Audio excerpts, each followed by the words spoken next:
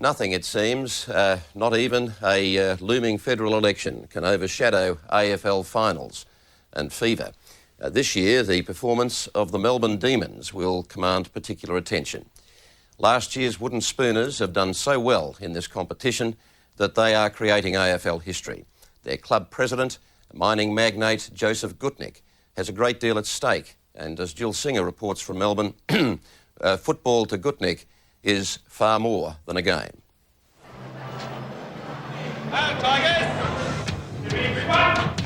Wait for a second. Sunday. Melbourne's about to play Richmond and the boys are on edge. Watching intently, an orthodox Jew with an unorthodox passion for Australian rules football. Joseph Gutnick is also nervous. It's the 140th birthday of the Melbourne Football Club, a club steeped in tradition.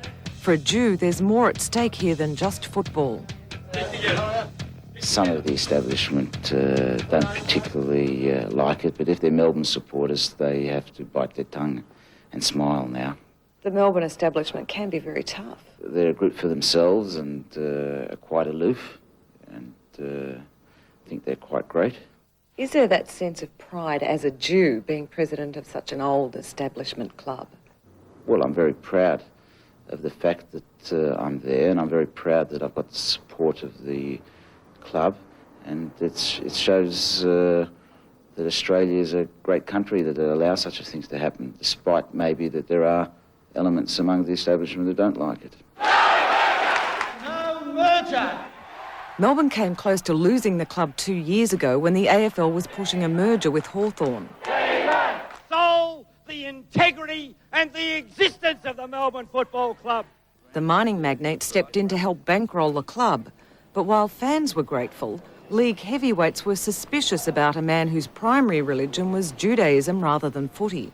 I really think that some of the non-Jewish population looked at someone like myself as maybe someone strange or queer. Mr Gutnick is obviously a very talented businessman. I don't think that he quite understands the football culture.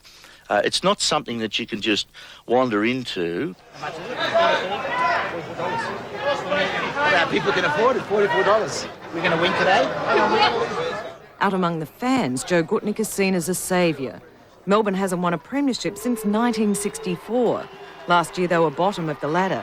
This year they're through to the finals. It's one of the greatest miracles in AFL history. Good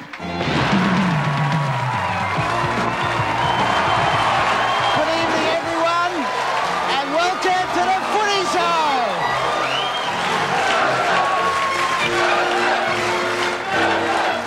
But at times the sound of clashing cultures gets a bit raucous. Well, there we are. What do you reckon? Like last week's footy show on the Nine Network when Sam Newman fronted Joe Gutnick wearing a yarmulke and little else. I'm able to take a joke, and sometimes people may go over the line, but if it's done in good fun and a good spirit, I'll tolerate it. Was that going over the line? Some people thought it went over the line. Come on, Joseph, what did you think? Well, I was a bit surprised. But it's what's said about Joe Gutnick in private that's caused him most surprise and grief. Recently, the tape-recorded conversations of two executives from the prestigious stockbroking firm JB Weir were aired in court. This was the top end of Collins Street engaging in blatant anti-Semitism. You know, it was very, very hurtful and very stressful, and I thought that I was going to do something about it. Now they penetrate towards the goal line. Up goes Farmer! The two offending stockbrokers are no longer with the company, and Sunday's Melbourne-Richmond match saw JB Weir's chairman Terry Campbell go along as Joe's guest. Mr Campbell is a Richmond supporter. Is this a very symbolic lunch for the two of you? Oh, very much so. It's a great way to seal our agreement, particularly with such an important footy match and barracking for the different teams, Richmond and Melbourne. No, I think natural justice would mean that Richmond has to lose. I don't think so. I think a draw would be a perfect result. What do you think, Joseph? Natural justice? I agree with you, Jill. Witness the power of footy. 400 friends, family, business associates and AFL legends all eating kosher. Even the Israeli ambassador is a convert to the game. Were you surprised when he got involved with all this? Yeah. What do you think of Joseph's idea to eventually get an AFL match played in Israel?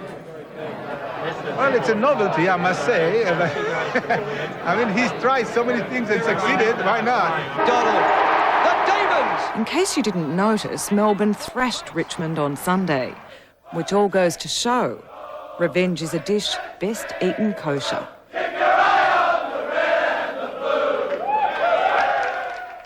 Jill Singer with that report, and that's the program for tonight. We'll be back at the same time tomorrow, but for now, good night.